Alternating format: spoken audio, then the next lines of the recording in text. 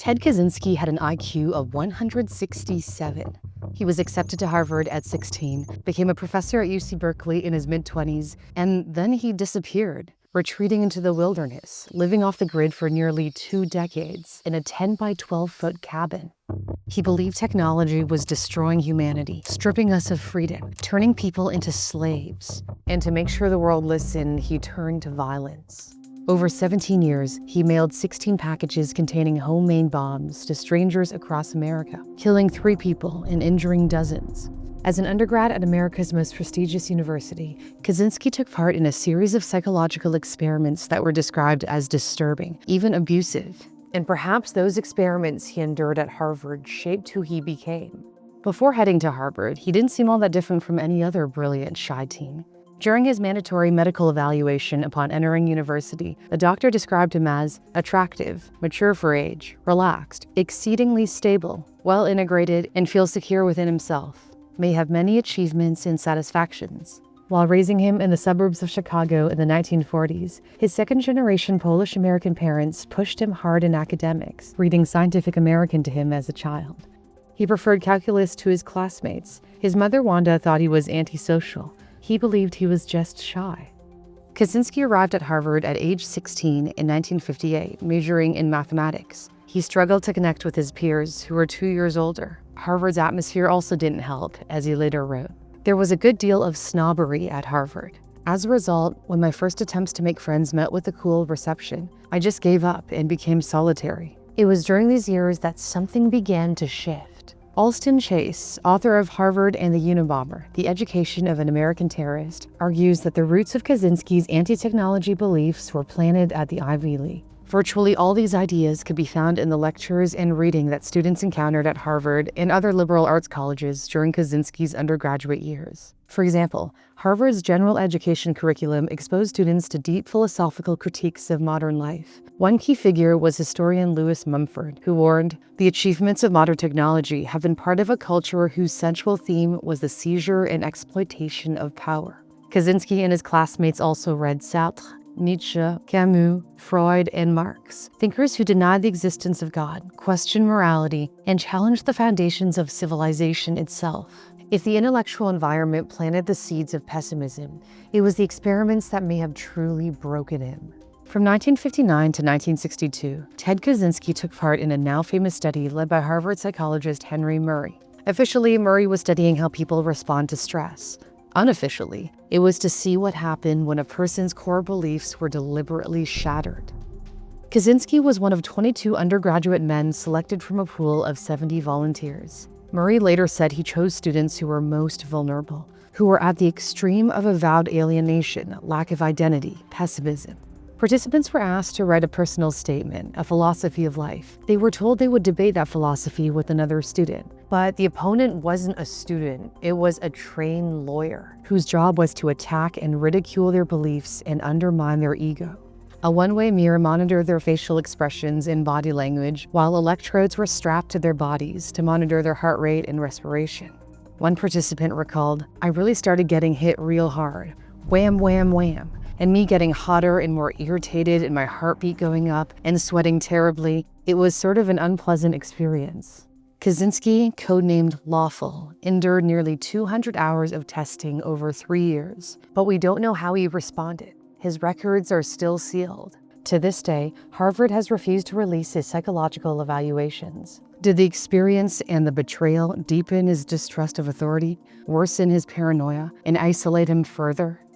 After Harvard, Kaczynski did his graduate studies at the University of Michigan, where his mathematical mind flourished. When an instructor gave his class a boundary functions problem that no one had been able to solve, Kaczynski solved it within weeks. But while his intellect soared, his resentment towards society grew deeper. As author Alston Chase put it, he longed for justice. He longed for revenge.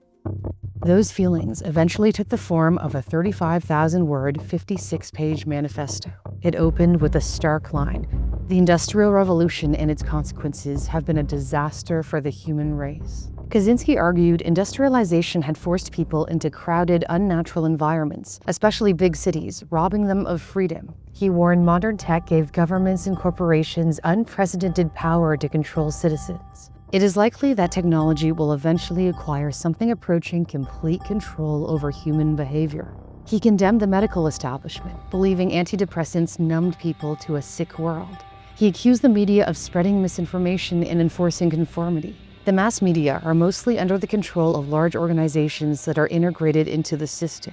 To him, the media was just another form of psychological manipulation, much like the experiments he endured at Harvard.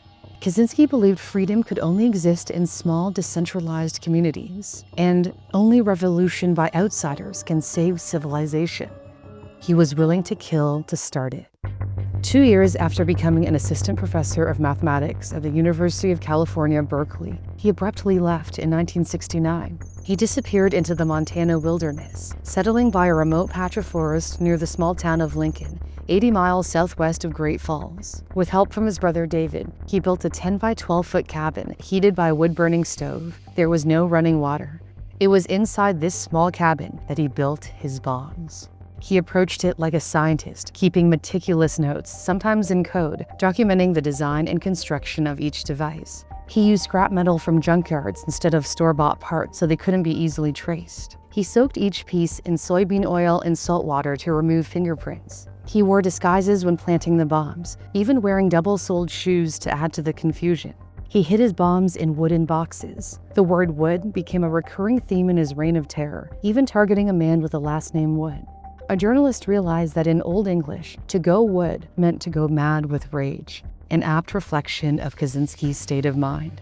Over 17 years, he delivered or mailed 16 bombs across America. He targeted university students, professors, and airline employees, earning him the nickname Unabomber, short for University and Airline Bomber. The first attack came on May 25, 1978.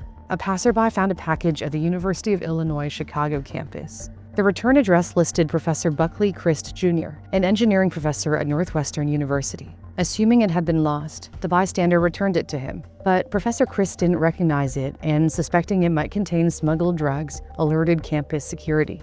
When campus police officer Terry Marker opened it, the bomb exploded.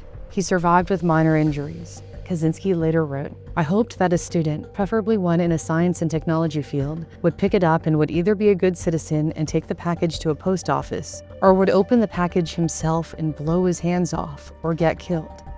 The following year, Northwestern University grad student John Harris opened a cigar box left outside his office. It detonated in his hands, causing minor cuts and burns. Kaczynski lamented, "At least I put him in the hospital, which is better than nothing. Well, live and learn."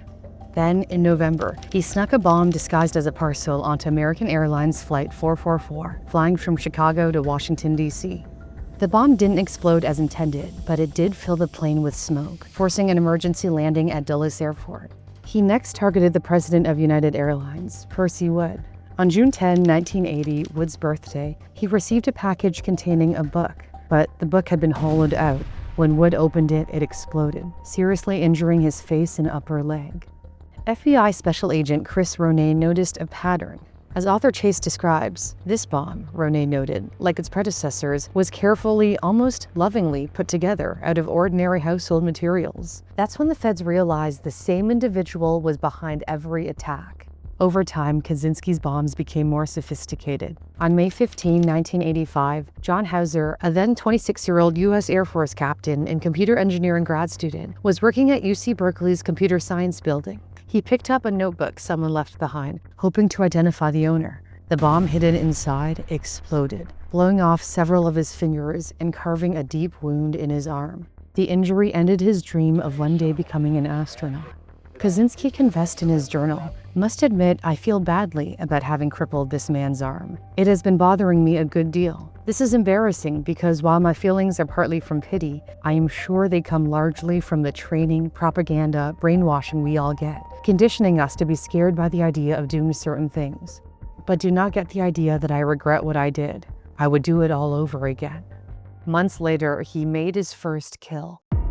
On December 11, 1985, Hugh Scruton, the owner of a computer rental shop in Sacramento, walked out the back door of his store and noticed what looks like a block of wood lying near the exit. When he picked it up, the bomb inside detonated, tearing through his chest. He was dead within 30 minutes. Kaczynski was coldly satisfied. He wrote, "Excellent, humane way to eliminate somebody. He probably never felt a thing." The bomb bore the initials FC, which stood for Freedom Club, a fictional group he created to frame his actions as part of a larger resistance. Authorities still had no idea who the Unabomber was. It wasn't until over a year later, in 1987, that they got their first break. Witnesses spotted a man leaving a device that ended up exploding outside a computer store in Salt Lake City. Police released a composite sketch of a white male in a hooded sweatshirt and aviator sunglasses. This became an iconic image.